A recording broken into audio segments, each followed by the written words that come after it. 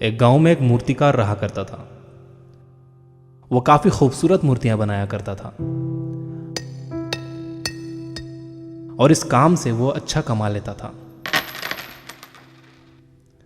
उसे एक बेटा हुआ।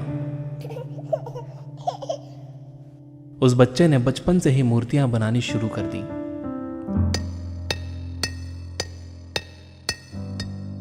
बेटा भी बहुत अच्छी मूर्तियां बनाया करता था और बाप अपने बेटे की कामयाबी पर खुश होता था। लेकिन हर बार बेटे की मूर्तियों में कोई ना कोई कमी निकाल दिया करता था। वो कहता था, बहुत अच्छा किया है, लेकिन अगली बार इस कमी को दूर करने की कोशिश करना। बेटा भी कोई शिकायत नहीं करता था। वो अपने बाप की सलाह पर अमल करते हुए अपनी मूर्तियों को और बेहतर करता रहा।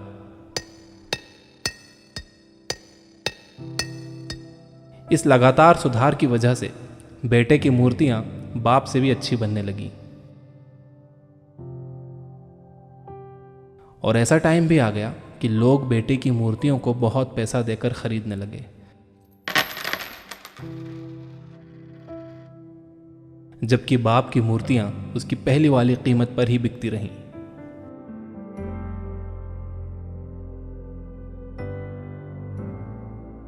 बाप अब भी बेटे की मूर्तियों में कमियां निकाल ही देता था, लेकिन बेटे को अब यह अच्छा नहीं लगता था और वो बिना मन के उन कमियों को एक्सेप्ट करता था, लेकिन फिर भी अपनी मूर्तियों में सुधार कर ही देता था। एक टाइम ऐसा भी आया कि जब बेटे के सब्र ने जवाब दे दिया। बाप जब कमियां निकाल रहा था तो बेटा बोला, आप तो ऐसे कहते हैं कि आप जैसे बहुत बड़े मूर्तिकार हैं। अगर आपको इतनी ही समझ होती तो आपकी मूर्तियां कम कीमत में नहीं बिकती। मुझे नहीं लगता कि आपकी सलाह लेने की मुझे जरूरत है। मेरी मूर्तियां परफेक्ट हैं। बाप ने बेटे की यह बात सुनी तो उसने बेटे को सलाह देना और उसकी मूर्तियों में कमियां निकालना बंद कर दिया। कुछ महीने तो वो लड़का खुश रहा, लेकिन फिर उसने नोटिस किया कि लोग अब उसकी मूर्तियों की उतनी तारीफ नहीं करते जितनी पहले किया करते थे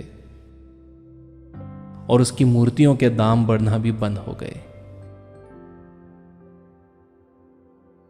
शुरू में तो बेटे को कुछ समझ नहीं आया, लेकिन फिर वो अपने बाप के पास गया और उसे इस समस्या के बारे में बताया। बाप ने बेटे को बहुत शांति से सुना, जैसे कि उसे पहले से पता था कि एक दिन ऐसा भी आएगा। बेटे ने भी इस बात को नोटिस किया और उसने पूछा, क्या आप जानते थे कि ऐसा होने वाला है? बाप ने कहा, हाँ, क्योंकि आज से कई साल पहले मैं भी इस हालात से टकराया था। बेटे ने सवाल किया, तो फिर आपने मुझे समझाया क्यों नहीं? बाप ने जवाब दिया, क्योंकि तुम समझना नहीं चाहते थे। मैं जानता हूं कि तुम्हारी जितनी अच्छी मूर्तियां मैं नहीं बनाता। यह भी हो सकता है कि मूर्तियों के बारे में मेरी सलाह गलत हो, और ऐसा भी नहीं है कि मेरी सलाह की वजह से कभी तुम्हारी मूर्ति बेहतर बनी हो।